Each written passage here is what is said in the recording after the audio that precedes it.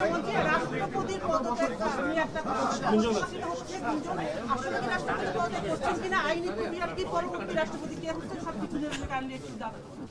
আপনি নিজেই বললেন যে এটা একটা গুঞ্জন শোনা যাচ্ছে, তো গুঞ্জন তো গুঞ্জনই। আর এটা যদি ঘটনা হয় সেটা তো আমরাও দেখব।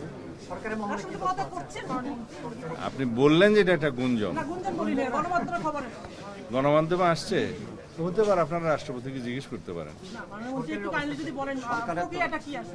প্রক্রিয়াটা না, এটা রাষ্ট্রপতি সাংবিধানিকভাবে ইনি পদত্যাগ করতে চাইলে অথবা স্বাস্থ্যগত কারণে যে কোনো কারণে চাইলে তার সেটা অপশন আছে, কিন্তু আমরা তো জানি না। সরকার পদক্ষেপটা কি এক্ষেত্রে? সরকারের কোনো পদক্ষেপ নাই এখানে। ওনার সময়সীমা 28 সাল এপ্রিল পর্যন্ত। সেটা তো সরকারের পক্ষ থেকে তো আর কিছু বলা হচ্ছে না। উনি আবার আপনারা পত্রিকায় দেখছেন যে গুঞ্জন শোনা যাচ্ছে ইত্যাদি, আমিও শুনছি। কি স্বাস্থ্যগত কারণে আসলে পদত্যাগ চেয়েছেন? সেটা ওনাকে জিজ্ঞেস করতে হবে।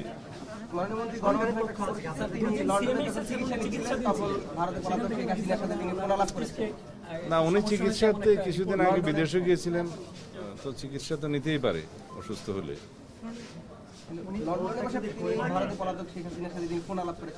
সেটা আমি জানি না, আমরা শুনি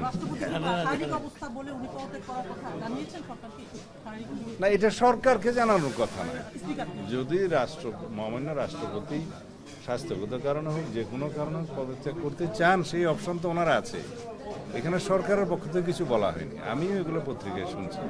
আর তিনি যদি পদত্যাগ করতে চান সাংবিধানিকভাবে সেটা মাননীয় স্পিকার বরাবর পদত্যাগপত্র দিতে হয়, এইটুকু নিয়ম আছে, জানি, এর বাইরে কিছু জানি।